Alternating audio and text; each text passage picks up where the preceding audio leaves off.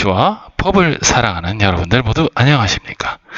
오늘은 지난 시간에 이어서 특수불법행위 그 두 번째 시간 시작해 보도록 하겠습니다.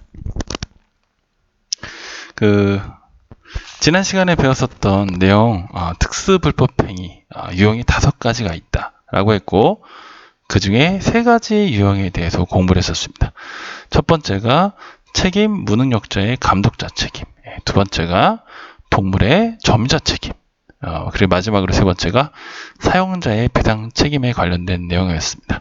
주변에서 쉽게 볼 수 있는 그런 사례들이기도 하지요. 그런데 이제 지난번 공부하고 나서 여러분들 혹시 어떤 느낌이었을까요? 하면 아마 이런 느낌이 아니었을까 싶습니다. 매우 깝깝하고 우울하지 않았을까라고 생각이 되는데요. 이 선생님 또한 이 민법 관련된 부분, 서로 간의 불법행위, 이것을 정리해서 이해하고 따신다는 거, 보통 어려운 일이 아닙니다. 또한 갈수록 수능이라든가 모의고사 이런 곳에서 나오는 이 법률의 사례들이 상당히 좀 까다로워지면서 어느 한 개의 지식을 단편적으로 묻기보다도 여러 가지 지식들을 복합적으로 이해하고 있는가, 이 여부를 좀 많이 파악을 하고 있기 때문에 요 강의 좀 들으면서 또한 기본적으로 여러분들도 개인적으로도 약간 공부를 더 열심히 좀 하는 그런 습관을 좀 들여야 될 것 같습니다. 자, 오늘 강의 좀 시작하겠습니다. 오늘 강의 첫 번째, 공작물의 점유자, 소유자 책임에 관련된 부분입니다. 여기 보니까 여자분이 서 계시네요. 자, 근데 화창한 봄날, 오랜만에 외출을 나가기로 한 여자분, 갑씨라고 하겠습니다. 갑씨가 이제 쭉 들어가고 이제 산책을 하고 있는데, 중간에 이제 어떤 골목길을 가니까, 여기 담벼락이 보이는군요. 담벼락 보이고 담벼락 겉을 좀 지나서 걸어가는데 갑자기 담벼락이 이렇게 막아서 무너지기 시작합니다.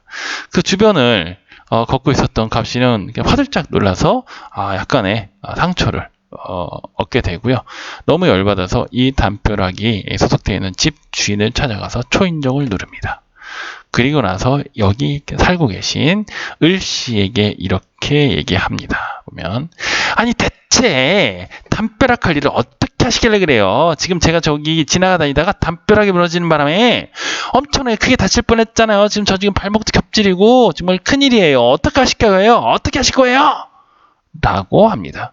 당연히 여러분들 그 집 소유자이셨던 을씨가 살고 있는 집에 담벼락이 무너졌기 때문에 을씨가 배상을 한다라고 하는 게 상식적인 얘기죠, 보면.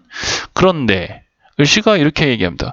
너무 죄송합니다. 근데 저는요, 이 집 주인은 아니고요, 여기서 전세 살고 있는 사람이에요.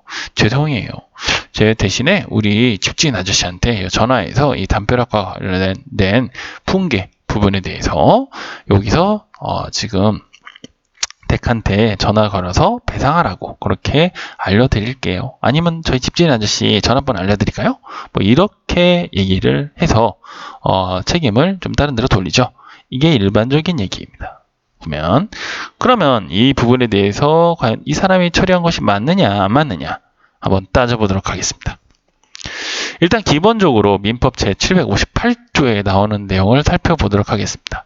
이 공작물 등의 점유자, 소유자의 책임 살펴보면 공작물의 설치 또는 보존 등의 하자로 인하여 타인에게 손해를 가했습니다. 바로 이와 같은 얘기죠. 많이 있습니다. 이거 말고도 무슨 천장에서 무슨 물이 샜어, 누수가 생겼다든가, 아니면 학원 같은데 들어가는데 무슨 바닥 관리를 잘못해서 미끄러져서 넘어져가지고 그래서 머리가 깨졌다든가 해괴망측한 사례들이 있는데, 그런 여러 가지 사례를 보면서 이건 공작물의 점유자 소유자 책임 이런 것들을 얘기하는구나, 이런 것들을 좀 생각을 해봐야 될 것 같은데요. 보면 아무튼 공작물의 설치 또는 보존의 하자로 인하여 타인에게 손해를 가했습니다. 그럴 때는 1차적으로 누가 책임이냐면 공작물의 소유자가 아닌 점유자가 손해를 배상할 책임이 있습니다. 여기서 한번 얘기를 해본다면 바로 지금 여기 새 들어 살고 있다고 주장하는 을이 1차적으로 이 담벼락 무너진 거에 대해서 갑에게 손해배상을 해줘야 될 책임이 있습니다. 이게 바로 이제 공작물의 점유자 소유자 책임의 점유자 책임이 되죠. 그런데 밑에 단서가 있습니다. 점유자가 손해 방지에 필요한 주의를 해태하지 아니한 때에는, 즉 게을리하지 아니한 때에는 그 소유자가 손해를 배상할 책임이 있다라고 하는 단서가 있습니다. 다시 한번 이 사례로 들어가겠습니다. 뭐냐면 담벼락 무너질 때 을이 갑자기 집주인한테 전화 걸어서, 집주인은 편의상 병이라고 했습니다. 병아저씨, 그래서 병사장님, 지금 우리 집 밖에 있는 담벼락이 조금 부실부실하고 금도 좀 많이 가 있고 그래요. 그리고 얼마 전에 태풍 왔었잖아요. 태풍 오고 난 다음에 저 담벼락에 조금 문제가 있는 것 같아요. 이거 지나다니는 사람 돌아다니다가 요거 담벼락 무너져서 다치면 큰일 나니까 요거 와서 어떻게 고쳐주시든가 이렇게 해주셨으면 좋겠습니다 라고 카톡을 보냅니다. 혹은 전화를 보냅니다. 뭐 등등 뭐 여러 가지 방식으로 집주인에게 얘기를 합니다. 그러면 집주인에게 그렇게 얘기를 했다는 건 뭘 하냐면, 어떤 의미냐면 점유자가 손해 방지에 필요한 주의를 해태하지 아니한 때에 해당이 됩니다. 그럼 이때는 뭐야? 그 소유자가 손해를 배상할 책임이 있다입니다. 반대로 따져서 이 손해 방지에 필요한 주의를 게을리했다라고 하면 점유자가 일단 책임을 져야 됩니다. 이게 바로 이거 차이점입니다. 따라서 여러분들 이런 경우 이제 여러분 혹시 뭐 나중에 뭐 전세를 살게 된다든가 혹은 뭐 월세를 살게 된다든가 이럴 때 뭐 난간에 좀 문제가 있다든가 뭐 등등 여러 가지 안전적인 문제가 있을 수가 있죠, 충분히. 그럴 때 집주인에게 가서 뭐 얘기를 하든 뭐 카톡으로 보내든 뭐든지 증빙을 남겨두는 게 좋습니다. 그렇게 해서 나는 손해방지에 필요한 주의 의무를 게을리하지 않았다라고 하는 걸 좀 증빙할 수 있게 그렇게 해두셔야 됩니다. 안 그러면 점유자가 책임을 지게 돼 있습니다. 그런데 이제 한 가지 더 알아둬야 될 것은 뭐냐면, 이렇게 소유자가 책임을 지는 경우에는 면책이 되지 않는 절대적인 무과실 책임이 된다라고 되어 있습니다. 이 소유자가 이렇게 주장을 합니다. 이거 시험 문제 잘 나옵니다. 소유자가 이렇게 주장을 합니다. 저는요, 우리 담벼락 관련된 부분 매년 필요한 법적 안전 기준도 다 충족시켰고, 그리고 이와 관련된 모든 안전 진단도 다 깔끔하게 마무리했습니다. 그래서 따라서 저에게는 뭐가 없어? 과실이 없습니다. 좀 운이 나쁘셨네요. 뭐 이렇게 나가버린다 라고 한다면 그거는 안 된다 입니다. 뭐냐면 이때는 무과실 책임입니다. 네가 알았어. 네가 집주인으로 할 수 있는 안전진단도 잘했고 뭐 여러 가지 다 했지만, 그러나 점유자가 너에게 분명히 얘기해줬고, 그리고 그에 따라서 일단 공작물의 소유자 책임으로 넘어가 버렸기 때문에 이때는 절대적으로 무과실 책임이다. 네가 과실이 없어도 책임을 져줘야 돼 라고 하는 부분입니다. 이 부분이 상당히 좀 중요하게 잘 나오는 내용 중에 하나입니다. 자, 이제 맨 마지막 그 사례가 이제 있습니다. 공동불법 행위자의 책임이라고 합니다. 여기 보니까 여기 갑이라고 하는 사람이 하나 있네요. 보면 그렇죠? 그 다음에 이 사람을 바라보고 있는 을과 병과 정이 있습니다. 보면 자, 평소 갑을 안 이롭게 생각하고 있었던 을과 그리고 을의 절친한 친구인 병, 이제 둘이 작당 모의를 하기 시작합니다. 야, 오늘 저 갑 한번 혼내주기로 하자. 알았지? 알았어. 라고 하면서 갑이 지나갈 때 갑을 잽싸게 으슥한 곳을 끌어대서, 그래서 왜 이러지? 그래서 두들겨 패기 시작합니다. 이때 정은, 병의 친구인 정은, 야, 나는 저기 밖에 가서 누가 오나 안 오나, 선생님 오나 안 오나, 망보고 있을게 라고 얘기를 합니다. 두들겨 맞았습니다. 보면 자, 이때 갑은 을과 병과 정 누구에게 내가 맞은 것에 대한 손해배상을 청구해야 할까요? 보면 이게 이제 공동불법행위자의 책임입니다. 수인, 여러 사람이 공동의 불법행위죠. 로 타인에게 손해를 가한 때에는 연대하여 그 손해를 배상할 책임이 있다. 그러니까 이와 같은 경우에는 을과 병이 막 두들겨 팹니다. 보면 뭐 갑의 입장에서 야, 내가 총 254대를 맞았는데 그 중에 132대는 갑에게 맞았고 뭐 나머지 112대는 그 병에게 맞았어. 근데 사실 을이 좀 더 세게 때렸지만 을이 좀 더 많이 때렸지만 병의 펀치가 더 강했어. 입장에서 내가 더 많이 피해를 온 것 같아. 그러니까 이런 걸 따져봤을 때 을에게는 30%, 병에겐 70% 이렇게 내가 피해가 있어. 그러니까 이렇게 해서 난 이렇게 피해 보상을 할래. 뭐 이렇게 따지기 되게 힘들죠. 보면 그냥 갑의 입장에서는 정신이 없습니다. 그냥 맞는 것만 해도 정신이 없어. 그냥 이거 대체 누가 얼마나 더 나에게 큰 손해를 끼쳤는지 알 길이 없습니다. 보면 그러니까 이럴 때는 뭐야? 공동으로 그렇게 연대하여 책임을 져라. 그렇게 할 수도 있다입니다. 그럼 여기 이제 정의 경우에는 어떨까요? 이 사람은 직접적으로 때리진 않고 막만 받습니다. 보면 이렇게 막만 보게 되는 그런 경우가 있죠. 보면 이 정은 때리진 않고 막만 받으니까 책임이 없는 걸까요? 보면 민법에서 이렇게 얘기합니다. 자, 두 번째, 공동 아닌 수인 행위 중 어느 자의 행위가 그 손해를 가한 것이를 알 수 없는 때에도 전환과 같다. 이게 바로 선생님이 아까 얘기했었던 거고요. 세 번째, 교사자나 방조자는 공동행위자로 본다. 라고 들어가 있습니다. 이 경우가 좀 자주 나오는 그런 내용이고요. 이렇게 공동불법 회계장의 책임 있을 때는 연대하여 그 손해를 배상할 책임이 생긴다라고 돼 있고요. 두 번째, 공동 아닌 수인의 행위 중 그 어느 자의 행위가 그 손해를 가한 것인지를 알 수 없는 때에도 전환과 같다라고 하는 내용이 바로 이제 그런 내용이다. 아까 얘기했던 거. 그리고 직접적으로 이제 막 때리지 않았어도 이제 교사했거나 시켰거나 방조 한 자도 역시 공동행위자로 본다라고 돼 있는데 시험에는 그 저기가 나옵니다. 뭐냐면 그 망을 본 경우 이제 그 경우가 많이 나옵니다. 마지막으로 이제 손해배상에 대해서 한번 생각해 보겠습니다. 손해배상을 하기 전에 이제 채무불이행이라고 하는 것과 이제 불법행위라고 하는 것들 이제 둘 다 위법행위다라고 볼 수가 있는데요. 네, 선제에 좀 자주 나옵니다. 보면 불법행위를 가지고 채무불이행에 따른 책임을 진다 이렇게 나오거나 뭐 이런 식으로 해서 오답을 자꾸 유도해내는 그런 형태의 문제들이 좀 많이 나오고요.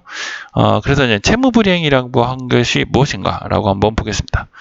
채무불이행이라고 하는 것은 적법한 채무관계를 전제로 한다라고 되어 있습니다. 그래서 이 채무를 이행하지 않은 것에 대한 책임을 묻겠다라고 하는 게 채무불이행입니다. 예컨대